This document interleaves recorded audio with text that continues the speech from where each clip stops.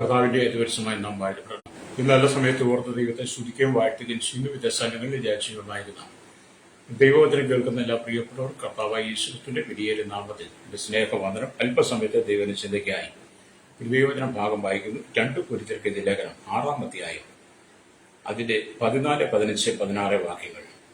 നിങ്ങൾ അവിശ്വാസികളോട് ഇണയിലേർപ്പണ കൂടരുത്. നീതിക്കും അധർമ്മത്തിനും തമ്മിൽ എന്തൊരു ചേർച്ച, വെളിച്ചത്തിന് ഇരുന്നോട് എന്തൊരു കൂട്ടായ്മ, ക്രിസ്തുവിനും ബലിയാലിനും തമ്മിൽ എന്ത് പൊരുത്തം, അല്ല വിശ്വാസികൾക്ക് അവിശ്വാസികളുമായി എന്ത് ഓഹരി, ദൈവാലയത്തിന് വിഗ്രഹങ്ങളോട് എന്ത് യോജിച്ചത. നാം ജീവനുള്ള ദൈവത്തിന്റെ ആലയമല്ലോ. ഞാൻ അവരിൽ വസിക്കുകയും അവരുടെ ഇടയിൽ നടക്കുകയും ചെയ്യും. ഞാൻ അവർക്ക് ദൈവവും അവർ എനിക്ക് ജനവുമാകും എന്ന് ദൈവം അരുളിച്ചെയ്തിരിക്കുന്നത്. വളരെ അനുഗ്രഹിക്കപ്പെട്ട നല്ല ശുദ്ധീകരണത്തിന്റെ വചനമാണ് 2 കൊരിന്ത്യർ ലേഖനം 6-ാം അധ്യായം 14 തൊട്ട് 18 വരെയുള്ള വാക്യങ്ങൾ. അല്ലെങ്കിൽ വീണ്ടെടുക്കപ്പെട്ട ഒരു ദൈവ പൈതലിനെ സംബന്ധിച്ചിടത്തോളം ഈ ദൈവദിനത്തിന് വളരെ പ്രാധാന്യമുണ്ട്. അല്ലെങ്കിൽ പഴയകാല ജീവിത ചരിത്രത്തെ വിട്ടിട്ട് പുതിയ കാല പുതിയ നിയമ പുതിയ നിയമസഭയുടെ വ്യവസ്ഥയുടെ അനുഭവത്തിലേക്ക് വരുമ്പോൾ കർത്താവായ യേശു ക്രിസ്തു നമുക്ക് നൽകുന്ന സതുപദേശങ്ങളിൽ അഥവാ കൽപ്പനകളിൽ അഥവാ ദൈവവചന ശുദ്ധീകരണത്തിന്റെ ശ്രേഷ്ഠമായ കാര്യങ്ങളാണ് ഇവിടെ രേഖപ്പെടുത്തിയിരിക്കുന്നത്. അല്ലെങ്കിൽ ഇത് പാലിക്കുവാൻ ഞാനും നിങ്ങളും ബാധ്യസ്ഥനാകുമ്പോഴാണ് കർത്താവ് പറഞ്ഞ വചനം, ഞാൻ അവരിൽ വസിക്കുകയും അവരുടെ ഇടയിൽ നടക്കുകയും ചെയ്യും. അപ്പം വീണ്ടെടുക്കപ്പെട്ട് ജീവിത വിശുദ്ധിയോടെ ജീവിക്കുന്ന ഒരു ദൈവത്തിന്റെ വേദലിന്റെ നടുവിൽ മാത്രമേ ദൈവത്തിന് ഇറങ്ങി വരാൻ കഴിയത്തുള്ളൂ. അവരിൽ മാത്രമേ ദൈവത്തിന് വസിക്കാൻ കഴിയുള്ളൂ. ഈ ലോകത്തിന്റെ പാപസുഖങ്ങളിൽ വീണ് ഈ ലോകത്തിന്റെ ഈ പാപങ്ങളിലൂടെ ജീവിക്കുന്ന ഒരു വ്യക്തിയിലും ദൈവത്തിന് വസിക്കാൻ കഴിയത്തില്ല. അവരുടെ നടുവിലും ദൈവത്തിന് വസിക്കാൻ കഴിയത്തില്ല. കാരണം ദൈവം വിശുദ്ധനാണ് നമ്മൾ തിരിച്ചറിയണം. മനുഷ്യനെ സംബന്ധിച്ചിടത്തോളം മനുഷ്യൻ എപ്പോഴും അശുദ്ധിയിൽ ജീവിക്കാൻ ആഗ്രഹിക്കുന്നത്. അല്ലേ എന്ന് പറയുമ്പോൾ നിങ്ങൾ ഓർക്കും ഈ ബസ് എന്താ പറയുന്നത്, അത് മനുഷ്യനെ സംബന്ധിച്ച് മനുഷ്യനെ അശുദ്ധി ജീവിക്കാൻ ആഗ്രഹിക്കുന്നവനാണ്. ഏതെങ്കിലും ജീവിത സാഹചര്യങ്ങളിൽ അവർ ദൈവത്തിന്റെ വഴി തെറ്റിയിട്ട് ദൈവത്തിനകന്ന് പ്രമാണത്തിനകന്ന് ജീവിക്കുന്ന എത്രയോ പേരെ വേണമെങ്കിൽ നമുക്ക് കാണിച്ചു തരുവാനുണ്ട്. എന്ന് പറഞ്ഞാൽ നമ്മൾ അശുദ്ധി ചെയ്യേണ്ട, നമ്മളെ അശുദ്ധിയിലേക്ക് കൂട്ടിക്കൊണ്ടുപോകാൻ പിശാച് എല്ലാ തന്ത്രങ്ങളുമായിട്ട് വരും. അങ്ങനെ നമ്മളെ അവൻ സൂത്രത്തിൽ വീഴ്ത്തും, അല്ലെ എറിയ. ഇവിടെ വചനം പറയുന്നത്, നിങ്ങൾ ദൈവമക്കളായി തീർന്ന് കഴിയുമ്പോൾ, അല്ലെങ്കിൽ ദൈവത്തെ നിങ്ങൾ ഹൃദയത്തിൽ സ്വീകരിച്ച് യേശുവിനെ സ്വന്തം രക്ഷിതാവുമായി സ്വീകരിക്കുമ്പോൾ നിങ്ങൾ അറിഞ്ഞിരിക്കേണ്ട രഹസ്യമാണ് വേദപുസ്തകം വെളിപ്പെടുന്നത്. കർത്താവ് നിങ്ങളുടെ ഇടയിൽ നടക്കണം, കർത്താവ് നിങ്ങളുടെ ഇടയിൽ വസിക്കണം, അല്ലേ. അപ്പം കർത്താവ് നിങ്ങളിൽ വസിക്കുകയും നിങ്ങളുടെ നടക്കുകയും ചെയ്യുക എന്ന് പറയുമ്പോൾ ആ കർത്താവ് തന്നെ നിങ്ങളുടെ കുടുംബത്തിലും നടക്കുകയും കുടുംബത്തിൽ വസിക്കുകയും നിങ്ങളുടെ തലമുറയിൽ വസിക്കുകയും നിങ്ങളുടെ തലമുറയിൽ നടക്കുകയും കർത്താവിന് വേണ്ടിയിട്ടായിരിക്കും നമ്മുടെ ജീവിതം എന്ന് പറയുന്നത് മുഴുവൻ, അല്ലേ. ഇന്ന് പലർക്കും കർത്താവ് അഥവാ യേശു എന്നുള്ള നാമം മാത്രമേ ഉള്ളൂ. അവരും യേശുവായിട്ട് യാതൊരു ബന്ധവുമില്ല. ആരാധനയ്ക്ക് കടന്നു വരുന്ന ആ സമയം ഒഴിച്ചാൽ ബാക്കിയുള്ള എല്ലാ സമയങ്ങളിലും ലോകത്തിന്റെ ഇഷ്ടപ്രകാരം ജീവിച്ച് ലോകത്തിന്റെ ഇംഗിതങ്ങൾക്കകത്തും മയങ്ങി വീഴുന്ന അനവധി ആളുകളാണ്. വീണ്ടെടുക്കപ്പെട്ട ദൈവമക്കൾ എന്ന് പറയുന്നവർ അടക്കം, അല്ലേ, ഇന്ന് പലരും ലഹരികൾ കടിമയാണ്, മൊബൈലിന് അഡിക്റ്റാണ്. ഈ ലോകത്തിന്റെ പാപസുഖങ്ങളിൽ വീണ് ദൈവത്തിനകന്നിരിക്കുന്നു, അല്ലേ. രക്തം ചെയ്യാം. അതുകൊണ്ട് ഞാൻ പ്രാരംഭത്തിൽ പറഞ്ഞ് എല്ലാവരും അശുദ്ധിയിൽ വസിക്കാൻ ആഗ്രഹിക്കുന്നത്, എല്ലാവരെയും അശുദ്ധിയിലേക്ക് നയിക്കുന്നതാണ് നമ്മുടെ കയ്യിലിരിക്കുന്ന മൊബൈൽ. ദൈവവചനം എടുക്കാനോ വായിക്കാനോ ദൈവത്തെ സ്തുതിക്കാനോ വിശുദ്ധിയിൽ വേർപാട് നിൽപ്പാനോ കഴിയാത്ത വിധത്തിൽ പിശാച് നമ്മുടെ ഉള്ളിൽ അശുദ്ധമായ ചിന്തകളെ ഉണർത്തുന്ന വിധത്തിലുള്ള മൊബൈലിൽ കൂടെയുള്ള എല്ലാ കാഴ്ചകളും നമ്മെ അകറ്റിക്കളയുന്നതാണ്. നാം ദൈവത്തിന് അകറ്റിക്കളയാൻ പാപത്തിലേക്ക് കൊണ്ടുപോകുന്നതാണ്, അല്ലേരിയ. എന്നെ കേൾക്കുന്ന സ്നേഹിത, അല്ലേരിയ, കർത്താവിൽ നിങ്ങൾ നടക്കണമെങ്കിൽ നിങ്ങൾക്ക് വേർപാടിന്റെ ജീവിതം ആവശ്യമാണ്, അല്ലേരിയ. യേശു നിങ്ങൾ വസിക്കുകയും യേശു നിങ്ങളുടെ നടുവിൽ നടക്കുകയും ചെയ്യണമെങ്കിൽ, യേശുവിന്റെ കുടുംബത്തിൽ വരണമെങ്കിൽ, ദൈവ സാന്നിധ്യത്തിന്റെ കുടുംബത്തിൽ ഇറങ്ങണമെങ്കിൽ നിനക്കൊരു വേർപാട് ജീവിതം ആവശ്യമാണ്, അല്ലേ. പഴയകാല ജീവിതത്തെ നീ അനുസരിച്ച് പോയാൽ നിന്നിൽ യേശു വസിക്കത്തില്ല, അല്ലേ. എന്നാൽ പഴയ കാലത്ത് നമുക്കൊരു സഭയുണ്ടായിരുന്നു, സമുദായം ഉണ്ടായിരുന്നു, നമുക്കൊരു കെട്ടുറപ്പൊക്കെ ഉണ്ടായിരുന്നു. എന്നാൽ അത് ലോകപരമാണ്, ലോകപ്രകാരമാണ്, അല്ലേ. എന്നാൽ കർത്താവ് യേശുവിനെ സ്വന്തം രക്ഷിതാപിതമായി സ്വീകരിച്ചു കഴിയുമ്പോൾ, യേശു നമ്മുടെ രക്ഷകനായി വന്നു കഴിയുമ്പോൾ, യേശു നമ്മുടെ പിതാവായി സൃഷ്ടാവായി നമ്മൾ വന്നു കഴിയുമ്പോൾ, നമ്മുടെ പാപത്തിന്റെ പരിഹാരത്തിന് ക്രൂശിൽ യാഗമായി യേശുവിനെ ഞാനും നിങ്ങളും അനുഗമിക്കുവാൻ തുടങ്ങുമ്പോൾ പഴയതിനെ മുഴുവൻ വിടണം. ഹല്ലേലൂയ. ഇന്നും പഴയ പാരമ്പര്യത്തെ വിടാതെ നിൽക്കുന്ന പലരും ദൈവസഭയ്ക്കകത്തുണ്ട്. ഹല്ലേലൂയ. പഴയ പാരമ്പര്യം അവരെന്ത് പറഞ്ഞാലും പറയും ഞങ്ങളുടെ മാതൃസഭ എന്ന് പറയുമ്പോൾ ആ പറയുന്ന സഭയുടെ ഇടയന്മാർ, ആ പറയുന്ന സഭയ്ക്കകത്തുള്ളവർ രക്ഷിക്കപ്പെട്ടിട്ടില്ല, മാനസാന്തരപ്പെട്ടിട്ടില്ല, വിശ്വാസ സ്നാനം സ്വീകരിച്ചിട്ടില്ല, പരിശുദ്ധാത്മാവിന്റെ സ്നാനം സ്വീകരിച്ചിട്ടില്ല, വേർപാട് ജീവിതം നയിച്ചിട്ടില്ല, അപ്പോസ്തലന്മാരുടെ ഉപദേശം കേട്ടിട്ടില്ല. പിന്നെ എന്താണ് ഹല്ലേലൂയ, ആമി കൂട്ടായ്മ ആചരിക്കുന്നുണ്ടെങ്കിൽ ലോകപ്രകാരമാണ്. അപ്പം തുറക്കൽ 24 ശുശ്രൂഷ പോലും ഇല്ലാത്ത പല സഭകളുമുണ്ട്. ഹല്ലേലൂയ. അവരെ ചിലരൊക്കെ ഞങ്ങളുടെ പാരമ്പര്യ സഭ എന്നാ പറയുന്നത്. പക്ഷെ എന്തുകൊണ്ടാണ് അവര് പാരമ്പര്യ സഭ എന്ന് പറയുന്നത്? അവരുടെ വേഷഭൂഷാദികൾ കണ്ടിട്ടാണ് പലരും അതിനകത്ത് ഉറച്ചു നിൽക്കുന്നത്. എന്നാൽ വീണ്ടെടുക്കപ്പെട്ട ദൈവമക്കൾ എന്ന് പറയുന്നവർ ഹല്ലേലൂയ വേഷഭൂഷാദികളിലല്ല ആമേൻ ദൈവത്തെ കാണുന്നത്. നമ്മുടെ ഹൃദയത്തിനകത്തൊരു വേർപാട് വരുമ്പോൾ, യേശു നമ്മളിലേക്ക് വരുമ്പോഴാണ്. പലരും അതുകൊണ്ടാണ് ഇത് വേർപെട്ട കൂട്ടം. അല്ലെങ്കിൽ ഈ പ്രൊട്ടസ്റ്റന്റ് വിഭാഗത്തിൽ തന്നെ എത്രയോ ആളുകൾ രക്ഷ എന്താണ്, മാനസാന്തരം എന്താണെന്ന് അറിയാത്ത എത്രയോ ആളുകളുണ്ട്. അവരെല്ലാം അല്ലേ പറയുന്നത് ഞങ്ങളെല്ലാം പാരമ്പര്യ സഭകളാണെന്നാണ്. അതെ, എന്നെ കേൾക്കുന്ന സുഹൃത്തുക്കളെ, നീ പാരമ്പര്യം വെച്ചുകൊണ്ടിരുന്നാൽ കർത്താവിന്റെ വരവെങ്കിൽ ദൈവശബ്ദം നിന്റെ ആത്മാവിനെ കേൾക്കാൻ കഴിയാതെ വരും. ഹല്ലേലൂയ. ലോകം നിന്നെ കൂട്ടിക്കൊണ്ടു പോകുന്നത് നാശത്തിലേക്ക്, സാത്താൻ നിന്നെ കൂട്ടിക്കൊണ്ടു പോകുന്ന പാപത്തിലേക്ക്. അതുകൊണ്ട് നീ മടങ്ങി വരണം. ദൈവം നിന്നിൽ ഉണ്ടെന്ന് നിനക്ക് വെളിപ്പെടണം. ഹല്ലേലൂയ. വാക്കുകൊണ്ട് പറഞ്ഞിട്ട് കാര്യം, ജീവിതത്തെ കാണിക്കണം, രക്തം ചെയ്യും. പലരും പാരമ്പര്യത്തിൽ ഉറച്ചു നിൽക്കുകയാണ്. ഇവിടെ ദൈവത്തിന് വചനം പറയുന്നത് നിങ്ങൾക്ക് വേർപെട്ടൊരു ജീവിതം വേണം. ഹല്ലേലൂയ. നിങ്ങൾ അവിശ്വാസികളോട് ഇണയില്ലാത്ത കൂടരുതെന്ന് ഹല്ലേലൂയ ആമേൻ 2 കൊരിന്ത്യർ 6:14 പറയുന്നുണ്ട്. അവിശ്വാസികളോട് ഇണയില്ലാത്ത കൂടരുത്. ഹല്ലേലൂയ. നീതിക്കും അധർമ്മത്തിനും തമ്മിൽ എന്തൊരു ചേർച്ച, വെളിച്ചത്തിന് ഇരുളിനോട് എന്തൊരു കൂട്ടായ്മ, ക്രിസ്തുവിനും ബിരിയാനിലും തമ്മിൽ എന്ത് പൊരുത്തം, വിശ്വാസിക്ക് അവിശ്വാസിയായി എന്ത് ഓഹരി. ചില ചോദ്യങ്ങളാണ്. ആ ചോദ്യങ്ങൾക്കെല്ലാം ഉത്തരവുകളുണ്ട്. ഹല്ലേലൂയ. എന്ന് പറഞ്ഞാൽ 14 തൊട്ട് 15 വാക്യങ്ങൾ അവിശ്വാസികളിൽ നിന്നുള്ള വേർപാടിനെ കുറിച്ച് പറയുവാൻ 5 കാര്യങ്ങൾ പൗലോസ് ഇവിടെ ചൂണ്ടിക്കാണിക്കുകയാണ്. ഹല്ലേലൂയ. സ്തോത്രം. ആ ചോദ്യങ്ങൾക്കുള്ള എല്ലാ ഉത്തരവും അതിൽ തന്നെ ഉണ്ട്. എന്തൊരു ചേർച്ച എന്ന് ചോദിക്കുമ്പോൾ ചേർച്ചയില്ലാത്ത ഒന്നിനോടും നമ്മൾ ചേർന്നിരിക്കാൻ പാടില്ല. അല്ലേ? നമുക്ക് ചേർച്ചയില്ലാത്ത ഒരു വസ്ത്രം ഇട്ടാൽ നമ്മൾ ഒരിക്കലും ആ വസ്ത്രം ഉപയോഗിക്കത്തില്ല. ചേർച്ചയില്ലാത്ത വസ്ത്രമാണെങ്കിൽ നമ്മുടെ ശരീരത്തിൽ ഇണങ്ങുന്നത്, അല്ലെങ്കിൽ നമ്മൾ വസ്ത്രം നീക്കിക്കളയും എന്ന് പറഞ്ഞവരാണ് അവിശ്വാസികളോട് ഇണയില്ലാത്ത കൂടരുത്. അവിശ്വാസിക്കും വിശ്വാസിക്കും എന്താണ് തമ്മിൽ? അല്ലേ? നീതിക്കും അധർമ്മത്തിനും നീതി പ്രവർത്തിക്കുന്ന ദൈവമക്കളും അധർമ്മികളുടെ ഇടയിലേക്ക് പോയി അധർമ്മികളുമായിട്ട് കൂട്ടുകെട്ട് കൂടരുത്. അല്ലേരിയ. രക്തം ചെയ്യും. അല്ലേരിയ. ആമി സ്തോത്രം എന്ന് പറഞ്ഞാൽ അല്ലേയ വെളിച്ചത്തിന് ഇരുളിനോട് എന്ത് കൂട്ടായ്മ. വെളിച്ചം വന്നാൽ ഇരുള് മാറിപ്പോകും. ക്രിസ്തുവിന്റെ ഉള്ളിൽ വന്നാൽ നിന്റെ ഉള്ളിൽ ഇരുള് മാറിപ്പോകും. ഇന്നും നിന്റെ ഉള്ളിൽ ക്രിസ്തു വരാത്തത് കൊണ്ടാണ് ഇരുള് മാറാതെ നീ പഴയ പാരമ്പര്യത്തിന്റെ ഇരുളിന്റെ കഥ പറയുന്നത്. അല്ലേലേ. ഈ പല ദൈവമക്കളെ അറിയാം, പല ദൈവദാസന്മാരെ എനിക്കറിയാം. അവരുടെ ഉള്ളിൽ വെളിച്ചം വരാത്തത് കൊണ്ട് അവരിന്നും ആ ഇരുളിന്റെ അനുഭവം പറയുന്നത്. കാരണം അവരുടെ പാരമ്പര്യത്തെ കുറിച്ച് അവർ പറയുന്നത്. അല്ലേലേ. അവർക്ക് ക്രിസ്തുവിൽ വസിക്കാൻ കഴിയത്തില്ല, ക്രിസ്തുവിന് അവരിൽ വസിക്കാനും കഴിയത്തില്ല. അല്ലേ?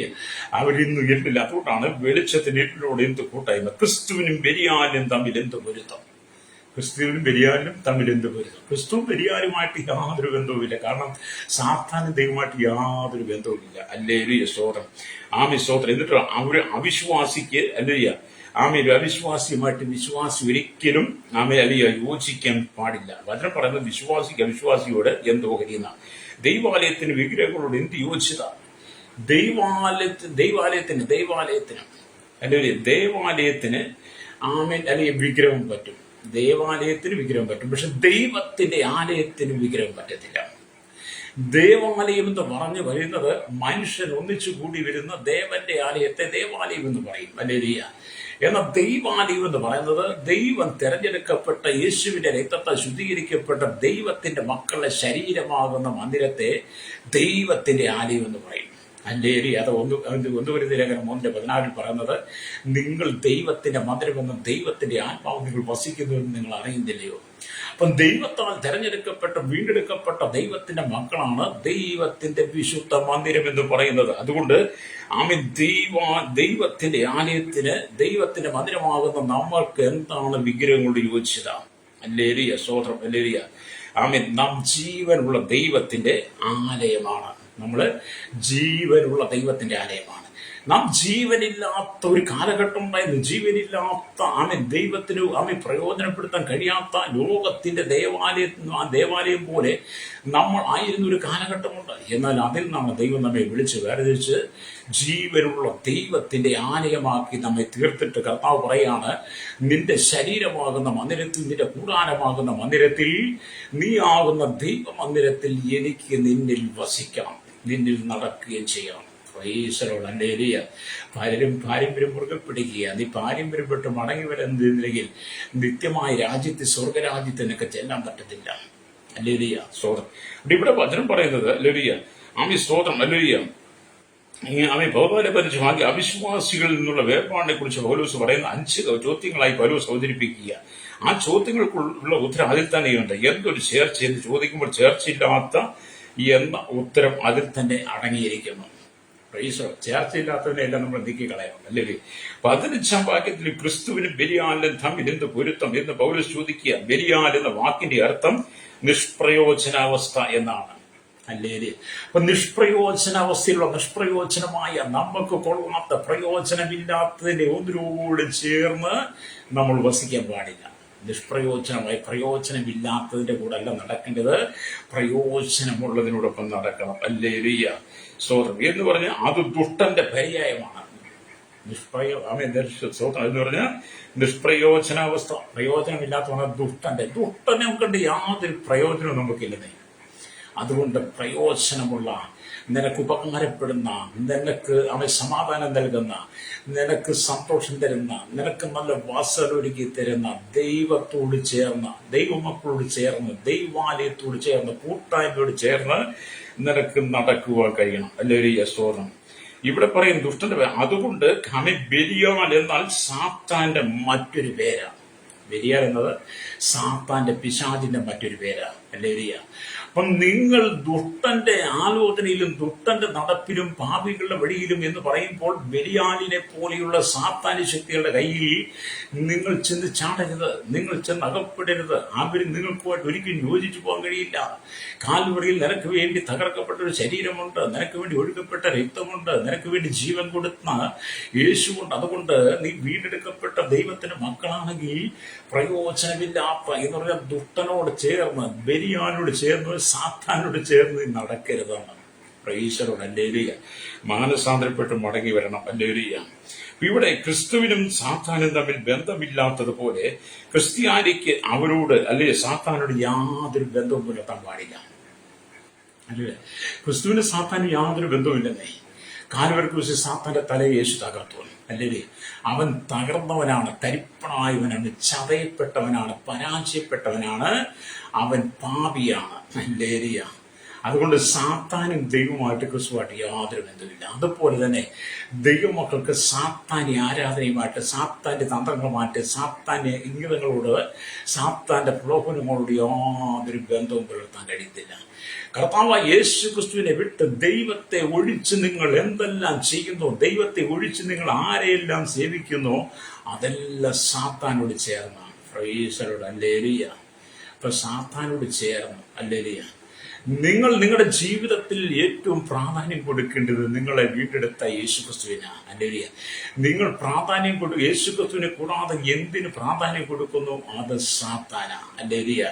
നിങ്ങളുടെ കയ്യിൽ മൊബൈലായിരുന്നാലും, അല്ലേലൂയ, നിങ്ങളുടെ കയ്യിലിരിക്കുന്ന മറ്റെന്തായിരുന്നാലും, നിങ്ങൾ എന്തിനെ അനുഗമിക്കുന്നു, എന്തിനെ നിങ്ങൾ ജീവിതത്തിൽ കൊണ്ടു നടക്കുന്നു, അതെല്ലാം സാത്താന്റെ തന്ത്രമാണ്. ജീവിതത്തിൽ യേശുവിനോട് ചേർന്ന് നടക്കണം. അല്ലേലൂയ. ഇവിടെ ക്രിസ്തുവിനും സാത്താനും തമ്മിൽ ഒരു ബന്ധമില്ല. എന്നുള്ള വീണ്ടെടുക്കപ്പെട്ട ദൈവമക്കളും വേർപെട്ട ദൈവമക്കളും സാത്താനുമായിട്ട് യാതൊരു ബന്ധം പുലർത്താൻ പാടില്ല. പ്രൈസല്ലോ, അല്ലേ? വീണ്ടും ദൈവത്തിന്റെ വചനം പറയുന്നത് പൊരുത്തം എന്ന വാക്ക് സംഗീതത്തിൽ സ്വര ഐക്യത്തെ കാണിക്കാനുള്ളതാണ്. നമുക്ക് സാത്താനുമായി പൊരുത്തം ഉണ്ടാക്കാൻ കഴിയുമോ? ഇല്ല. സാത്താനുമായിട്ട് യാതൊരു പൊരുത്തവും, സാത്താനുമായിട്ട് യാതൊരു സമ്പർക്കവും, സാത്താനുമായിട്ട് ഒരു ഇടകലർച്ച, സാത്താനുമായിട്ട് മധ്യസ്ഥത ഒന്നും ദൈവമക്കൾ ചെയ്യാൻ പാടില്ല. ഹല്ലേലൂയ. ചെല്ലു പറഞ്ഞു ദൈവം പാതി നാം പാതി. അങ്ങനൊന്നുമില്ല പ്രിയരെ. നാം ദൈവത്തിന് പ്രാധാന്യം കൊടുക്കണം. ദൈവം പാതി നാം പാതി വേദപുസ്തകം പറയുന്നില്ല. കർത്താവിന് കൊടുക്കേണ്ട മഹത്വം മുഴുവൻ കർത്താവിന് കൊടുക്കണം. അതുകൊണ്ടാണ് യെശയ്യാ പ്രവാചകന്റെ പുസ്തകമൊക്കെ വായിക്കും, ഞാൻ എന്റെ മഹത്വം മറ്റൊരിതും വിട്ടുകൊടുക്കുകയില്ലെന്ന് പറയുന്നതും. യെശയ്യാ പ്രവാചകന്റെ പുസ്തകം 45-ാം അധ്യായത്തിൽ സകല ഭൂവാസികളുമായുള്ളവരെ എല്ലാവരും എങ്കിലേക്ക് തിരിഞ്ഞ് രക്ഷപ്പെടുമെന്ന് 45-22 വായിച്ചാൽ കാണാൻ കഴിയും. അല്ലേ? അപ്പൊ നമുക്ക് സാത്താനുമായിട്ട് യാതൊരു ബന്ധവുമില്ല. എന്നാൽ നല്ലൊരു ക്രൈസ്തവ സമൂഹം, നല്ലൊരു കൂട്ടം ക്രൈസ്തവ വിശ്വാസികൾ സാത്താന്റെ ഇഷ്ടത്തിനാണ് പോകുന്നത്, പിശാചിന്റെ ഇഷ്ടത്തിനാണ് പോകുന്നത്.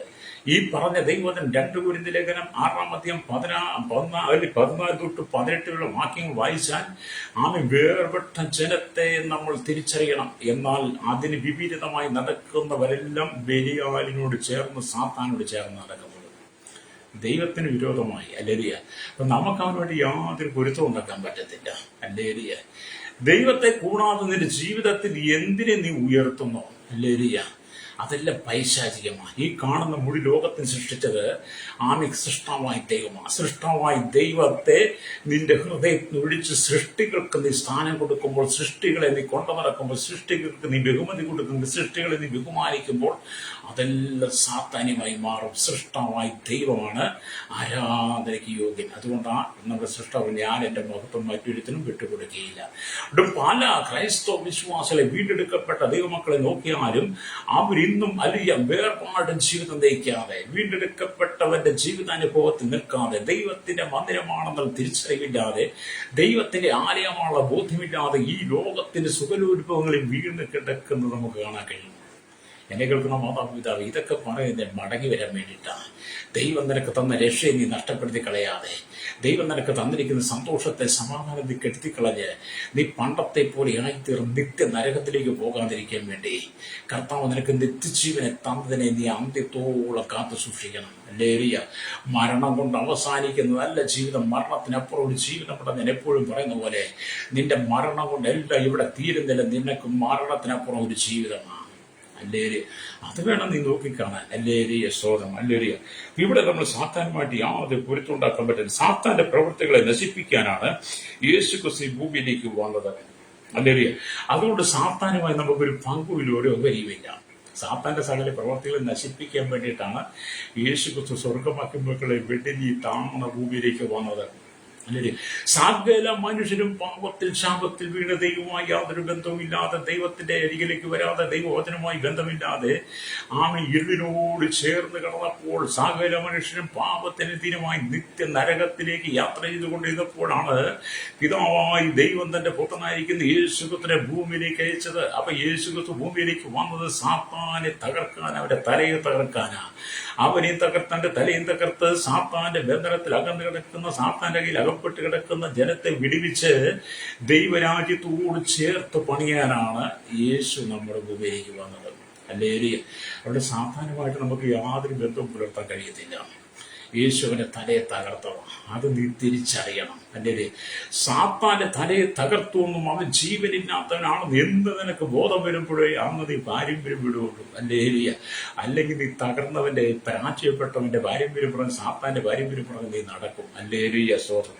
അപ്പൊ ഇവിടെ ദൈവത്തിന് വചനം വായിക്കുമ്പോൾ അല്ലെ സാത്താനുമായി നമുക്ക് യാതൊരു പങ്കുപോകരിയുമില്ല. ഈ വേർപാടിനെ കുറിച്ച് ശക്തമായി പറയുന്ന താക്കീതാണ് ഈ ഭാഗത്ത് കാണുന്നത്. എന്നാൽ ഞാൻ നിങ്ങളെ കൈക്കൊള്ളുമെന്ന് പറയുന്നത്. അല്ലേരിയ. അപ്പൊ യേശു നമ്മളെ കൈക്കൊള്ളണമെങ്കിൽ നമ്മൾ ദൈവത്തോട് ചേർന്നിരിക്കണം. രക്തം ചെയ്യണം. പാപത്തിന്റെ വശീകരണത്തിലേക്ക് പോകരുത്. പാപത്തിലേക്ക് പോകരുത്. ഈ ലോകത്തിന്റെ ലഹരികൾ ഉപയോഗിക്കരുത്. ലോകത്തിന്റെ മദ്യങ്ങൾ ഉപയോഗിക്കരുത്. ഇവിടെ ചൂതാട്ടങ്ങൾ, ഇവിടുത്തെ അശ്ലീലമായ ജീവിതങ്ങൾ, അധർമ്മത്തിന്, ദുർനടപ്പിന്, ദുഷ്കാമത്തിലേക്ക് പോകരുത്. ഗലാത്യലേഖനം 5-ാം അധ്യായം വായിക്കുമ്പോൾ അതിന് 18 തൊട്ട് 21 വാക്യങ്ങൾ വായിക്കുമ്പോൾ ജഡത്തിന്റെ പ്രവൃത്തികളെ കാണാം. ജഡത്തിന്റെ ദുർനടപ്പ്, അശുദ്ധി തുടങ്ങി അങ്ങോട്ട് 15 കാര്യങ്ങൾ കാണാൻ കഴിയും. അതിനെ നീ വലിച്ചെറിഞ്ഞിട്ട് ഈ ആത്മാവിന്റെ ഫലമുള്ളവനായി മാറണം. ഗലാത്യലേഖനം 5:22 വരുമ്പോൾ കാണുന്നുണ്ട്. 5:22 ആത്മാവിന്റെ ഫലം.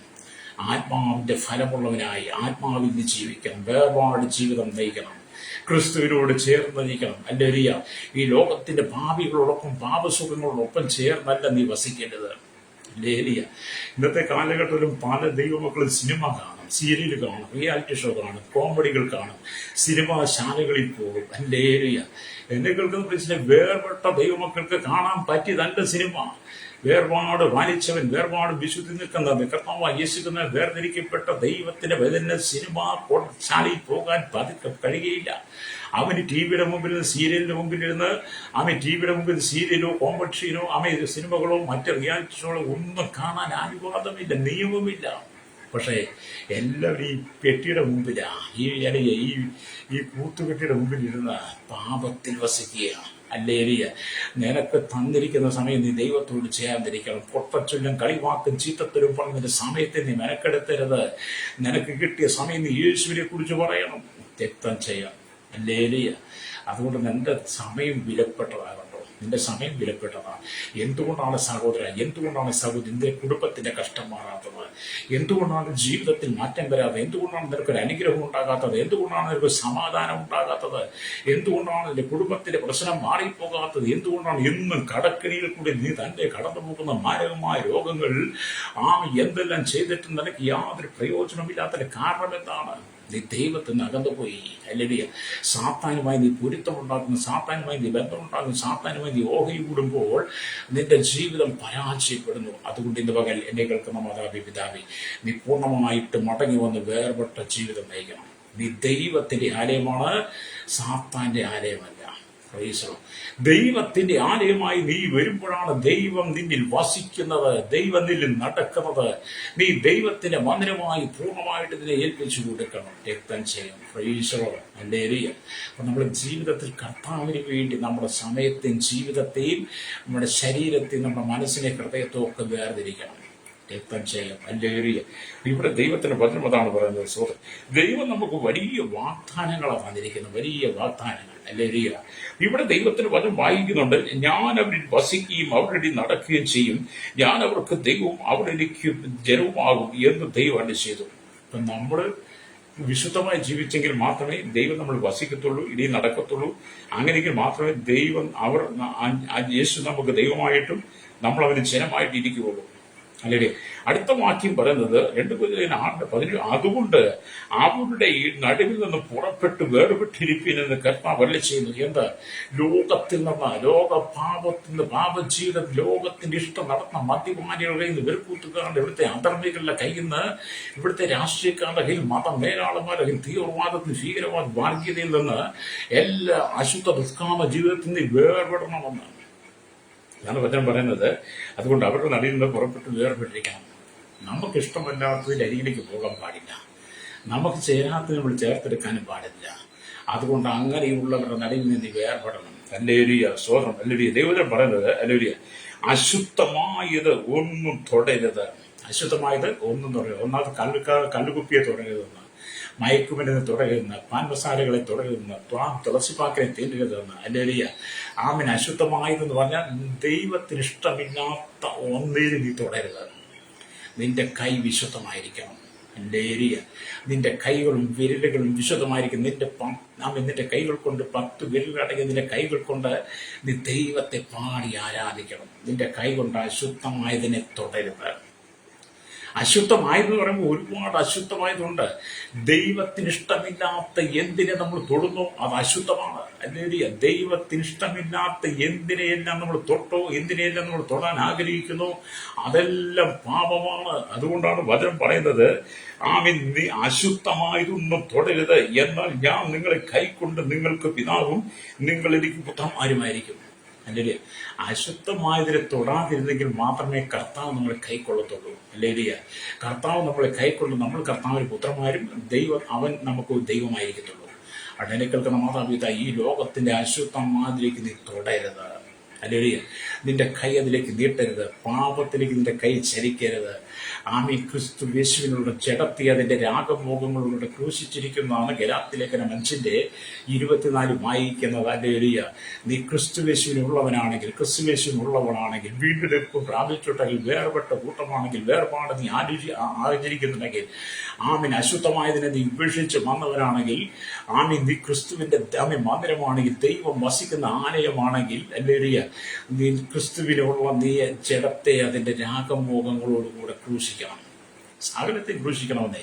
ഈ ലോകത്തിന് സുഖം വേണ്ട നമുക്ക്, ഈ ലോകത്തിന്റെ പാപങ്ങൾ വേണ്ട. ക്രിസ്തുവിനോടുള്ള കൂട്ടായ്മയാണ് നമുക്ക് ആവശ്യം, ക്രിസ്തുവിനോടുള്ള ബന്ധമാണ് ആവശ്യം. ക്രിസ്തു നമ്മളിൽ വസിക്കുക, ക്രിസ്തു നമ്മളിൽ നടക്കുക, അതായിരിക്കട്ടെ നമ്മുടെ ജീവിതം. ഹല്ലേലൂയ. ഇവിടെ നമുക്ക് കർത്താവിന്റെ ചേർന്ന് വസിക്കണം. ഈ 2 കൊരിന്ത്യർ ലേഖനം 6 14 തൊട്ട് 18 വരെ വാക്യങ്ങൾ ദൈവമക്കൾക്ക് നൽകുന്ന വിശുദ്ധിയുടെ പ്രമാണമാണ്. വിശുദ്ധിയുടെ പ്രമാണത്തെ നീ കാത്തു സൂക്ഷിക്കണം. ഹല്ലേലൂയ. വിശുദ്ധിയുടെ പ്രമാണം നിന്നിൽ വസിപ്പാതിരിക്കത്തക്ക നിലയിൽ സാത്താൻ നിന്നെ പാപത്തിലേക്ക് കൂട്ടിക്കൊണ്ടുപോകും. രക്തനിശ്ചയം. അതുകൊണ്ട് നീ പാപം നിന്റെ ഉള്ളിൽ വരുമ്പോൾ, പാപത്തിന്റെ മോഹം വരുമ്പോൾ, പാപത്തിന്റെ ആസക്തി വരുമ്പോൾ, പാപത്തിലേക്ക് നീ നടത്തുവാൻ പിശാച് കൈപിടിക്കുമ്പോൾ അവനിൽ നിന്ന് നീ അകന്നിരിക്കണം, വേർപെട്ടിരിക്കണം. രക്തനിശ്ചയം. ഹല്ലേലൂയ. മാനസാന്തരപ്പെട്ട് മടങ്ങി വന്നവന് മാത്രമേ വിശുദ്ധ ജീവിതം നയിക്കാൻ കഴിയത്തുള്ളൂ. ഈ മാനസാന്തരപ്പെട്ട് മടങ്ങിയവര് എല്ലാവരും മാനസാന്തരപ്പെട്ടെന്നാണ് പറയുന്നത്. മാനസാന്തരപ്പെട്ടവൻ മാനസാന്തര യോഗ്യമായ ഫലം കായ്ക്കും. ഹല്ലേലൂയ. ആമേൻ. മാനസാന്തരത്തിൽ യോഗ്യമായ ഫലം കായ്ക്കാത്തവനെല്ലാം ഇന്നും പാപത്തിലാണ് വസിക്കുന്നത്, ജഡത്തിലാണ് വസിക്കുന്നത്. അത് ദൈവദാസന്മാരായിരുന്നു, ദൈവ മക്കളായിരുന്നു, സഭയുടെ മേലാളന്മാരായിരുന്നാലും എല്ലാം പാമേലിൽ മാനസാന്തരത്തിൽ യോഗ്യമായ ഫലം കായ്ക്കുന്നില്ലെങ്കിൽ പാപത്തിൽ തന്നെയാണ് വസിക്കുന്നത്. രക്തം ചെയ്യും. അപ്പം വീണ്ടെടുപ്പിന്റെ അനുഭവം എന്താണ്? സ്വർഗത്തിൽ നിന്നും ദൈവത്തുള്ള മഹത്വം മുറുകെ പിടിക്കാതെ ദാസരൂപമെടുത്ത് വേഷത്തിൽ മനുഷ്യനായി ഭൂമിയിലേക്ക് ഇറങ്ങി വന്ന മാനകുലത്തിന്റെ മുഴുവൻ പാപങ്ങൾ ഏറ്റെടുത്തുകൊണ്ട് നമുക്ക് വേണ്ടി ക്രൂശിൽ മരിച്ചടക്കപ്പെട്ട് അടക്കപ്പെട്ട് ഉയർത്തി സ്വർഗാരോപണം ചെയ്ത കർത്താവ് യേശുവിന്റെ ക്രൂശിലെ മരണത്തെ നീ തിരിച്ചറിയണം. ഹല്ലേലൂയ. ആ മരണത്തിന്റെ ക്രൂശിലെ യാഗത്തെ നീ തിരിച്ചറിയുമ്പോഴാണ് വീണ്ടെടുപ്പിന്റെ വില നീ മനസ്സിലാകുന്നത്. ഹല്ലേലൂയ. അതുകൊണ്ട് കർത്താവ് യേശുവിന്റെ ക്രൂശിലെ മരണത്തെ കുറിച്ച് യഥാർത്ഥമായി പഠിക്കണമെങ്കിൽ നമ്മൾ ഈ മത്തായിയുടെ സുവിശേഷം 26, 27 ഒന്ന് വായിക്കണം. 26 നന്നായിട്ട് വായിച്ചാൽ, നന്നായിട്ട് മനസ്സിരുത്തി വായിച്ചാൽ, ക്രിസ്തുവിന്റെ ക്രൂശീകരണത്തെ കുറിച്ച് വായിച്ചാൽ നമുക്ക് ആ ക്രൂശീകരണത്തിന്റെ വിലയറിയാം, വേർപാടിന്റെ വിലയറിയാം. വേർപാടിന്റെ വിലയറിഞ്ഞ നീ പാപത്തിലേക്ക് പോകത്തില്ല. നിനക്ക് വേണ്ടി ജീവൻ തന്നവൻ, നിനക്ക് വേണ്ടി അവസാനത്തോടെ രക്തം വരെ തന്നവൻ, നിനക്ക് വേണ്ടി ക്രൂശിൽ യാഗമായി തീർന്ന കർത്താവിന്റെ ആ വേർപാട് നീ മനസ്സിലാക്കിയിട്ടുണ്ടെങ്കിൽ നീ വീണ്ടും പാപത്തിലേക്ക് പോകത്തില്ല. പിന്നെ നീ പാരമ്പര്യത്തിലേക്ക് പോകത്തില്ലെന്ന്. ഹല്ലേലൂയ. പിന്നെ നീ അന്ധതയിലേക്ക് പോകത്തില്ല, പിന്മാറ്റത്തിലേക്ക് പോകത്തില്ല. ആമേൻ. വേർപാടിന്റെ വില നീ അറിയാത്തത് കൊണ്ടാണ് ഇന്നും നീ പാപത്തിൽ വസിക്കുന്നത്. അതുകൊണ്ടാണ് നീ ബോഷ്ക്ക് പറയുന്നത്, നുണ പറയുന്നത്. ഹല്ലേലൂയ. വേർപാട് എന്താണെന്ന് അറിയണം. രക്തനിശ്ചയം. ഹല്ലേലൂയ. ഇവിടെ ദൈവത്തിന് വചനം പറയുന്നത്, ഹല്ലേലൂയ, നിങ്ങൾ പിടിച്ചെടുക്കപ്പെട്ട ഒരു ജീവിതം നയിക്കുവാൻ, ക്രിസ്തുവിനാൽ പിടിച്ചെടുക്കപ്പെട്ട ഒരു ജീവിതം നയിക്കുവാൻ കർത്താവ് നിങ്ങൾക്ക് വാഗ്ദത്തങ്ങൾ പറയും. അവരുടെ നടിയിൽ നിന്ന് പുറപ്പെട്ട് വേർപെട്ടിരിപ്പിൻ, അശുദ്ധമായതൊന്നും തുടരുത്. എന്നാൽ ഞാൻ നിങ്ങളെ കൈക്കൊണ്ട് നിങ്ങൾക്ക് പിതാവും നിങ്ങൾ എനിക്ക് പുത്രന്മാരുമായിരിക്കും. സർവശക്തനായ ദൈവം അരുളി ചെയ്യുന്നതാണ്. ഹല്ലേലൂയ. ഇവിടെ സർവശക്തനായ ദൈവം യേശുക്രിസ്തു ആണെന്ന് ഈ ഭാഗത്ത് വെളിപ്പെടുത്തുന്നുണ്ട് കേട്ടോ. ഹല്ലേലൂയ. പലരും യേശുവിന്റെ ദൈവത്വത്തെക്കുറിച്ച് നിഷേധിക്കുമ്പോൾ യേശു ദൈവമല്ലെന്ന് പറയുമ്പോൾ 2 കൊരിന്ത്യർ ലേഖനം 6 18 വാക്യത്തിലേക്ക് വരും, പറയുന്നുണ്ട് സർവശക്തനായ കർത്താവ് ഹല്ലേലൂയ അരുളി ചെയ്യുന്നു. അപ്പൊ നമ്മുടെ കർത്താവിന് സർവശക്തനാണ്, സർവജ്ഞാനിയാണ്, സർവവ്യാപിയാണ്, സർവത്തിന്റെ സൃഷ്ടാവാണ്. അണ്ടഘടാകത്തെ നിർമ്മിച്ചവൻ, അഖിലാണ്ടത്തിനുടയവനാണ്, ഈ ബ്രഹ്മാണ്ടത്തെ മുഴുവൻ അടക്കി ഭരിക്കുന്നവനാണ്. രാജാവാണ്, കർത്താവാണ്. തന്മാത്രം അമർത്തിയുള്ളവൻ, അടുത്തുകൂടാത്ത വെളിച്ചത്തിൽ വസിക്കുന്നവൻ, ആരും ആർക്കും കാണാൻ കഴിയാത്തവൻ. ഹല്ലേലൂയ. അതിരാമാലയ്ക്കത്തുള്ള കണ്ണുള്ളവൻ. ഹല്ലേലൂയ. അവൻ മധ്യാകാശത്തിൽ വരാൻ സമയമായി, അവൻ കാഹളം ധരിക്കാൻ സമയമായി. എന്നെ കേൾക്കുന്ന ശ്രോതാവി, നീ ഒരുങ്ങിയിട്ടുണ്ടോ? കർത്താവിന്റെ വരവെങ്കിൽ നിത്യത്തിൽ അവൻ സ്വർഗരാജ്യത്തിൽ ചേർക്കപ്പെടണമെങ്കിൽ നീ വിശുദ്ധി ജീവിക്കണം. നിങ്ങൾ ഒരുങ്ങിയിട്ടുണ്ടോ? ഹല്ലേലൂയ. അതോ പാപത്തിലാണോ? അത് ഇന്നും പഴയ പാരമ്പര്യത്തിലാണോ നിൽക്കുന്നത്? ഇന്ന് നീ പാരമ്പര്യം പറഞ്ഞ് നടക്കുകയാണോ? ചിലരൊക്കെ ഇന്നും സഭയിൽ വന്ന പാരമ്പര്യം പറയും. അപ്പൊ എനിക്കറിയാം അവർ വീണ്ടെടുക്കപ്പെട്ടവരല്ലെന്ന് എനിക്കറിയാം. ഞാൻ പലപ്പോഴും പ്രസംഗിക്കാറുമുണ്ട് കേട്ടോ. കാരണം വിശ്വാസിയുടെ പണം നോക്കിയും ദശാംശം നോക്കിയും സ്തോത്രകാഴ്ച നോക്കിയും ദൈവജനം പ്രസംഗിക്കരുത്. വിശ്വാസി സ്തോത്രകാഴ്ച തന്നാ തരട്ടെ, ദശാംശം തന്നാ തരട്ടെ, അവരെന്തെങ്കിലും സഭയ്ക്ക് നൽകുന്ന സന്തോഷത്തോടെ തരട്ടെ. അവൻ തരുമോ തരയില്ലോ, ദൈവജനം പ്രസംഗിച്ചാൽ അവൻ സഭയിൽ നിന്ന് പോകുമോ എന്നൊക്കെ ഓർത്ത് ഭയപ്പെട്ട് നീ ദൈവജനം പ്രസംഗിക്കരുത്. അവനെ ശുദ്ധിയിലേക്ക് നടത്തണം. അവൻ തന്നാലും തന്നില്ലെങ്കിൽ, സഭ വിട്ട് പുറത്തു പോയാലും അവൻ മാനസാന്തരപ്പെടത്തക്ക നിലയിൽ വിശുദ്ധിയുടെ വചനം പറയണം. ഹല്ലേലൂയ.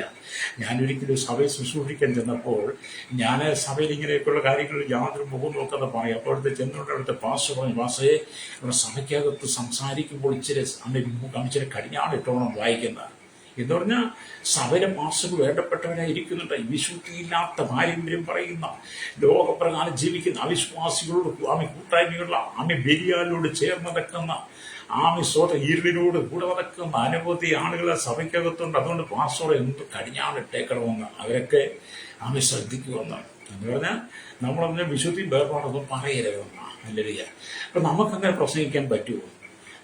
വീണ്ടെടുക്കപ്പെട്ട ദൈവമക്കൾ വേർപാട് പാലിച്ചവൻ, ക്രിസ്തുവിന്റെ ക്രൂശുമരണത്തിന്റെ വില മനസ്സിലാക്കിയവൻ, വീണ്ടെടുപ്പിന്റെ വില മനസ്സിലാക്കിയവൻ, ആ ക്രൂശിലെ യാഗമരണത്തിന്റെ വില മനസ്സിലാക്കിയവന് പണം നോക്കി പ്രസംഗിക്കാൻ പറ്റുമോ? പണം നോക്കി പ്രസംഗിക്കാൻ പറ്റും, മുഖം നോക്കി പ്രസംഗിക്കാൻ പറ്റും, മുഖം നോക്കി പ്രസംഗിക്കാൻ പറ്റത്തില്ല, പേഴ്സ് നോക്കി പ്രസംഗിക്കാൻ പറ്റും, അതും പറ്റത്തില്ല. നമ്മൾ ദൈവത്തിന്റെ വചനം പറയണം. വചനം പറഞ്ഞെങ്കിൽ മാത്രമേ മാനസാന്തരം ഉണ്ടാവുകയുള്ളൂ. മാനസാന്തരപ്പെടുന്നവരാണ് ദൈവത്തിന് ആവശ്യം. മാനസാന്തരമില്ലാത്തതിന് ദൈവത്തിന് ആവശ്യമില്ല. ഹല്ലേലൂയ. ദൈവത്തിന്റെ വചനം നമുക്ക് മാനസാന്തരത്തിന് സാഹചര്യം ഒരുക്കുക. ഹല്ലേലൂയ. അതുകൊണ്ട് നമ്മൾ പത്രോസിന്റെ ലേഖനം 2 പത്രോസിന്റെ ലേഖനം 3-9 ഒരു ആരും നശിച്ചു പോകാതെ എല്ലാവരും നിത്യജീവൻ പ്രാപിക്കാൻ അവൻ നമ്മോട് ഇച്ഛിച്ച് ദീർഘക്ഷമ കാണിക്കുന്നതേ ഉള്ളൂ എന്ന് അവിടെ രേഖപ്പെടുത്തിയിട്ടുണ്ട്. കാരണം ആരും നഷ്ടപ്പെട്ടു പോകാൻ, നശിച്ചു പോകാൻ നമ്മുടെ കർത്താവ് ആഗ്രഹിക്കുന്നില്ല. എല്ലാവരും ഇച്ഛിച്ച് മാനസാന്തരപ്പെടും. അവൻ നമ്മോട് ഇച്ഛിച്ച് ദീർഘക്ഷമ കാണിക്കുന്നു. അതുകൊണ്ടാണ് കർത്താവിന്റെ വരവ് താമസിക്കുന്നത്. എന്നെ കേൾക്കുന്ന മാതാപിതാ, അടുത്തൊരു നിമിഷം യേശു വന്നാൽ, ഹല്ലേലൂയ, അടുത്തൊരു നിമിഷം യേശു വന്നാൽ നീ സ്വർഗത്തിലുണ്ടാകുമോ? രക്തം ചെയ്യും. അതോ ലോകത്തിലായിരിക്കുമോ? പ്രേക്ഷകർ, യേശുക്രിസ്തുവിന്റെ ഭാര്യവിനോട് മരണം നീങ്ങിപ്പോകും. അല്ലെങ്കിൽ പിന്നെ മരണമില്ല, പിന്നെ നിനക്ക് മരിക്കാൻ കഴിയത്തില്ല. പിന്നെ നീ മരിക്കണമെങ്കിൽ പിന്നെ ആന്റിക്രൈസ്റ്റിന്റെ കാലഘട്ടമാണ്. പിന്നെ വാളാലൊക്കെ നീ മരിക്കേണ്ടി വരും. അത് കൊടിയ കാലഘട്ടം. ഹല്ലേലൂയ.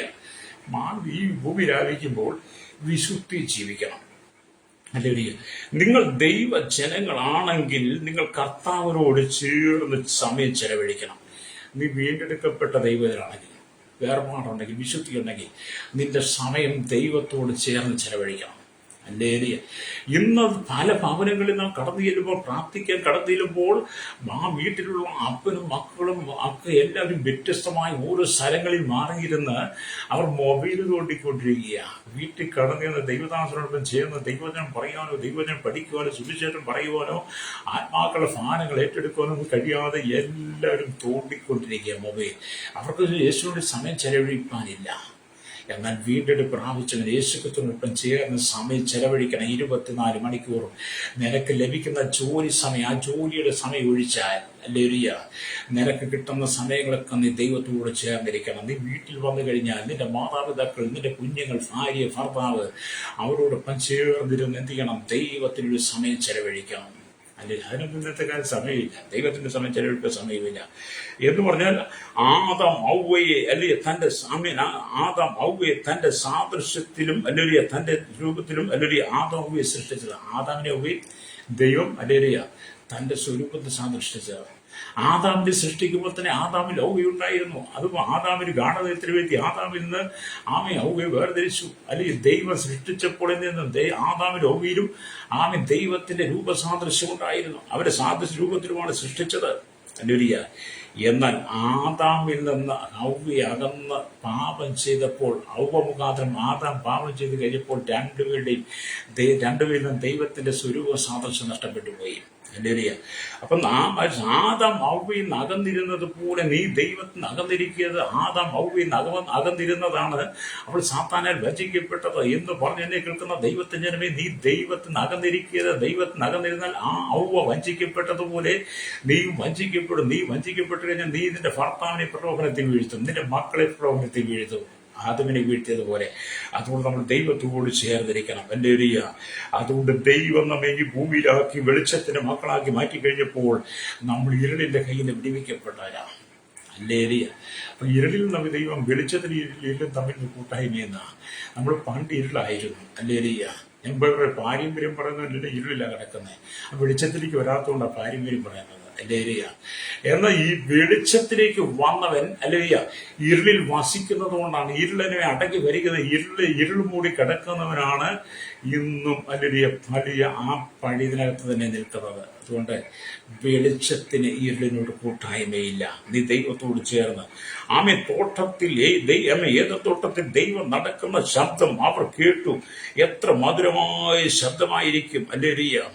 ഏലത്തോട്ടത്തിൽ ദൈവം നടക്കുന്ന ശബ്ദം ആര് കേട്ടു? അത് പോയി കേട്ടു. മധുരമായ ശബ്ദം. തൻ്റെ മക്കളെ കാണാനായിട്ട് ഇറങ്ങി വന്ന, വെയിലാറിയപ്പോൾ ഇറങ്ങി വന്ന യഹോവയായ ദൈവം തോട്ടത്തിൽ നടക്കുന്ന ശബ്ദം കേട്ടപ്പോൾ അല്ലേലിയ ഇമ്പമായ ശബ്ദം കേൾക്കേണ്ടി അവരെ ഓടി ഒളിച്ചു. അല്ലേലിയ.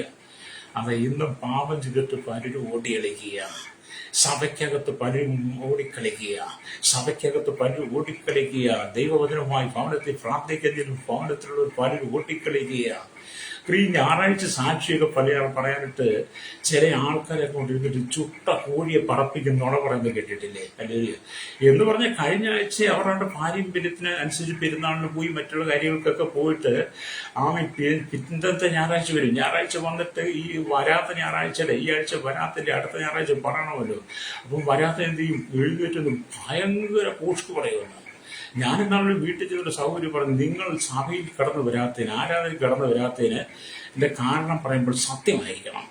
നിങ്ങൾ അവിടെ ഇവിടെയും പോയി സഭയ്ക്കകത്തൊന്ന് പോസ്റ്റ് വിളിച്ചു പറയുന്നത്. സഭ പോഷ്കിന്റെ സഭയല്ല, സഭ ദൈവം വസിക്കുന്നതാണ്, വിശുദ്ധന്മാരുടെ കൂട്ടമാണ്, വേർപെട്ട കൂട്ടമാണ്. അതുകൊണ്ട് സഭയ്ക്കകത്ത് നീ പോസ്റ്റ് പറയരുത്. പല വിശ്വാസികളും ഞായറാഴ്ച എഴുന്നേറ്റെന്ന് നുണ പറയുക, സഭയിൽ വരാത്തതിന്റെ കാരണം എന്തെങ്കിലും പറയണമല്ലോ. അല്ലെ, പോസ്റ്റ് പറയുന്നതിന്റെ നാവ് ദൈവം അടയ്ക്കും കേട്ടോ. അല്ലേരിയ പ്രൈസലോ. അല്ലേരിയ. നമ്മൾ അല്ലേരിയ ദൈവത്തോട് ചേർന്നിരിക്കണം. അല്ലേരിയ. നമ്മൾ ദൈവത്തിന്റെ ശബ്ദം കേൾക്കണം. ദൈവത്തിന്റെ മക്കൾ അവന്റെ മടി ദിവസേന വാത്സല്യത്തോടെ ഉറങ്ങുന്നവരായിരിക്കണം. നമ്മുടെ കുഞ്ഞുങ്ങളൊക്കെ അപ്പന്മാരുടെ മടിയിൽ അമ്മമാരുടെ മടിയിലൊക്കെ വന്ന് കിടന്ന് ഉറങ്ങുന്നത് പോലെ നമ്മൾ നമ്മുടെ ദൈവത്തിന്റെ മടിയിൽ എപ്പോഴും മയങ്ങുന്നവരായിരിക്കണം. രക്തം ചെയ്യും. യേശുവിനോടൊത്തുള്ള കൂട്ടായ്മ, യേശുവിനോടൊത്തുള്ള ജീവിതം എത്ര സന്തോഷമാണ്. അല്ലേലിയ. ഇവിടെ ദൈവത്തിന് എന്നാൽ പാപം അല്ലിയ ആദമിന്റെ ഔവ്വയുടെ ജീവിതത്തിൽ വന്നപ്പോൾ അവരുടെ ഉള്ളിൽ ദൈവസാന്നിധ്യം നഷ്ടപ്പെട്ടു. അല്ലേലിയ. പാപത്തിലേക്ക് വീണു. അങ്ങനെ പാപിയായ മനുഷ്യനെയാണ് കർത്താവ് യേശുക്രിസ്തു വരെ ക്രൂശിലെ മരണത്തിലൂടെ വേർതിരിച്ച് നമ്മെ വിശുദ്ധ ജനമാക്കി മാറ്റിയെടുത്തിട്ട് പിതാവി എന്ന് വിളിക്കുന്ന പുത്രത്തിന്റെ ആത്മാവിനെ നമ്മുടെ ഉള്ളിൽ തന്നത്. അല്ലേലിയ. എന്നെ കേൾക്കുന്നപ്പോൾ സ്നേഹിത, പിതാവി എന്ന് വിളിക്കുന്ന പുത്രന്റെ ആത്മാവ് നിന്റെ ഉള്ളിൽ വസിക്കുന്നുണ്ടോ? പിതാവി എന്ന് വിളിക്കുന്ന പുത്രന്റെ ആത്മാവിനാൽ നീ വീട്ടിൽ നിന്റെ ഉള്ളിൽ നിറയുന്നുണ്ടോ? അതിൽ കൂടെ നീ വസിക്കുന്നവനാണോ? അങ്ങനെയെങ്കിൽ മാത്രമേ നിനക്ക് ദൈവത്തോട് കൂട്ടായ്മ പുലർത്താൻ കഴിയത്തുള്ളൂ. ലോകത്തോട് നീ കൂട്ടായ്മ പുലർത്തരുത്. അല്ലേലിയ. ഇവിടെ ദൈവത്തിന് വചനം പറയുന്നത് അല്ലേലിയ, പിതാവി എന്ന് വിളിക്കുന്ന പുത്രത്തിന്റെ അവകാശത്തെ ആദ്യം നഷ്ടപ്പെടുത്തി കളഞ്ഞു പുതിയ നിയമസഭയ്ക്ക് ദൈവം തിരിച്ചു തരുന്നു. പുതിയ നിയമസഭയ്ക്ക് തിരിച്ചു കിട്ടിയിരിക്കുന്ന പിതാവി എന്ന് വിളിക്കുന്ന അവകാശം അല്ലേലിയ നമ്മുടെ പാപം മുഖാന്തരം നശിപ്പിച്ച് കളയരുത്. പാപപ്രവർത്തികൾ മുഖാന്തരം നശിപ്പിച്ച് കളയരുത്. നമ്മുടെ പാപ സ്വഭാവം മുഖാന്തരം നമ്മൾ നശിപ്പിച്ച് കളയരുത്. നമുക്ക് നല്ലൊരു ദൈവമുണ്ട് കേട്ടോ. നമുക്ക് നല്ലൊരു ദൈവമുണ്ട്. ഇവിടെ ഹാനോക്ക് തന്റെ ജീവിതകാലത്ത് മുഴുവൻ ദൈവത്തോടു കൂടെ നടന്നു. അല്ലേലിയ. ഉൽപ്പത്തി പുസ്തകം 5:21 തൊട്ട് 25 വരെ വായിക്കുമ്പോൾ കാണുന്നുണ്ട്. ഹാനോക്ക് അല്ലേലിയ. ഹാനോക്കിന് 65 വയസ്സായപ്പോൾ മെഥൂശലേഖനെ ജനിപ്പിച്ചു. മെഥൂശലേഖനെ ജനിപ്പിച്ച ശേഷം അല്ലെങ്കിൽ 300 വർഷം ദൈവത്തോട് കൂടെ നടന്ന് പുത്രന്മാരെയും പുത്രിമാരെയും ജനിപ്പിച്ചു. അപ്പോൾ 300 വർഷം ഒരു മനുഷ്യൻ ദൈവത്തോട് ചേർന്ന് നടക്കുക എന്ന് പറഞ്ഞാൽ എത്രമാത്രം വിശുദ്ധിയിൽ നടന്നു കാണും, എത്രമാത്രം ലോകത്തിൽ നിന്ന് വേർപാട് വരച്ചു കാണും. ലോകത്തിന്റെ മാലിന്യങ്ങളിലേക്ക് വീണു പോകാതെ, ലോകത്തിന്റെ ഈകളിലേക്ക് പോകാതെ 300 വർഷം ദൈവത്തോട് ചേർന്ന് നടന്ന ഹാനോക്ക് തന്റെ ആയുഷ്കാലം 365. അല്ലേലിയ. ഓർത്തേക്ക് നമ്മൾ ദൈവത്തോട് ചേർന്ന് നടക്കണം. അതിനാണ് ദൈവം നമ്മെ വിളിച്ചത്. ദൈവത്തോട് ചേർന്ന് നടക്കാൻ വേണ്ടിയിട്ട് ദൈവം സൃഷ്ടിച്ച ആദവും തന്റെ സ്വരൂപത്തിൽ സൃഷ്ടിച്ച ആദവും പാപത്തിൽ വീണ് കഴിഞ്ഞപ്പോൾ ഹാനോക്ക് ദൈവത്തോട് കൂടെ നടന്നതുപോലെ നടക്കാൻ ആദവിനും ഔവയ്ക്കും കഴിഞ്ഞില്ല. അവരെ ദൈവം തോട്ടത്തിൽ നിന്ന് പടിയടിച്ച് പുറത്താക്കി. അല്ലേരിയ. പടി അടച്ച് പുറത്താക്കി. അല്ലേരിയ. സോദരൻ. അല്ലേരിയ. അതെ, നമ്മൾ ദൈവത്തിൽ നടന്നു പോയതാ. അല്ലേരിയ. ഇവിടെ നമുക്ക് കാണാൻ കഴിയുന്നത് അല്ലേരിയ ആമി സ്തോത്രം. നോഹ നീതിമാനും താൻ തലമുറയിൽ നിഷ്കളങ്കനുമായിരുന്നു എന്ന് അവൻ ദൈവത്തോട് കൂടെ നടന്ന ഉൽപ്പത്തി പുസ്തകം 6:9 കാണുന്നുണ്ട്. ആമേൻ. നോഹയുടെ കാലഘട്ടത്തിൽ മനുഷ്യൻ മുഴുവൻ അക്രമികളായി അധർമ്മികളായി ദൈവമായി യാതൊരു ബന്ധവുമില്ലാതെ വീരന്മാരും മല്ലന്മാരും ശൂരന്മാരും ഒക്കെ ആയി മാറിയ കാലഘട്ടത്തിലാണ് ദൈവം നോഹയെ നീതിമാനും നിഷ്കളങ്കനുമായി തെരഞ്ഞെടുത്തത്. ഹല്ലേലൂയ. രക്തം ചെയ്യും. അബ്രഹാമിനെ നോക്കണം. അബ്രഹാം ദൈവത്തിന്റെ സ്നേഹിതനെ വിളിക്കപ്പെട്ടു. വലിയ വേദപുസ്തകത്തിൽ 3 പ്രാവശ്യം അബ്രഹാമിനെ എന്റെ സ്നേഹിതനായി അബ്രഹാം എന്ന് സന്തോഷത്തോടുകൂടി ദൈവം പറയുന്നുണ്ട്. യാക്കോബിന്റെ 2:23 വായിക്കുമ്പോൾ നമുക്ക് കാണാൻ കഴിയും. ഭക്തനായ മോശ ദൈവത്തോട് കൂടെ സഞ്ചരിച്ചുകൊണ്ട് ഭാഗ്യമായി കരുതി മോശയെ കുറിച്ച് ദൈവപ്രകാരം പറഞ്ഞു, എന്റെ ദാസനായ മോശയോ അങ്ങനെയല്ല, അവൻ എന്റെ ഗൃഹത്തിലൊക്കെയും വിശ്വസ്തനാകുന്നു. അവനോട് ഞാൻ അരളിച്ചത് മറപോലായിട്ടല്ല, ആഭിമുഖമായിട്ട് സ്പഷ്ടമായിട്ട് അത്രേ എന്ന് അവൻ യഹോവയുടെ രൂപം കാണുകയും ചെയ്യുമെന്ന് സംഖ്യാപുസ്തകം 12:7-8 കാണുന്നുണ്ട്. അപ്പൊ ഹാനോക്ക്, അബ്രഹാം, മോശയാദിയായ വിശുദ്ധന്മാർ ദൈവത്തോട് ചേർന്ന് നടന്നവരെ, അവർ ദൈവശബ്ദം കേട്ടതുപോലെ ദൈവത്തിന് ഇഷ്ടമായത് പ്രവർത്തിച്ചതുപോലെ എന്നെ കേൾക്കുന്ന മാതാപിതാ നാം ദൈവത്തിന് ഇഷ്ടമായത് ചെയ്യണം. അല്ലേലിയ. ഈ ലോകത്തിന്റെ ലോക ജീവിതത്തിൽ പെട്ടുപോകുന്നത് വായിച്ച ഫലത്തിലേക്ക് വരട്ടെ. അല്ലേലിയ. സ്തോത്രം. വായിച്ചു വചനം വെല്ലുക. വായിച്ചു വചനം ദൈവം ആഗ്രഹിക്കും. ഞാൻ അവരുടെ നടുവിൽ ഞാൻ അവരിൽ വസിക്കുകയും അവരുടെ ഇടയിൽ നടക്കുകയും ചെയ്യും. അതെ, ഇന്ന് പകൽ നിന്റെ ജീവിതത്തെ കർത്താവിനെ ഏൽപ്പിച്ചു കൊടുക്കുക.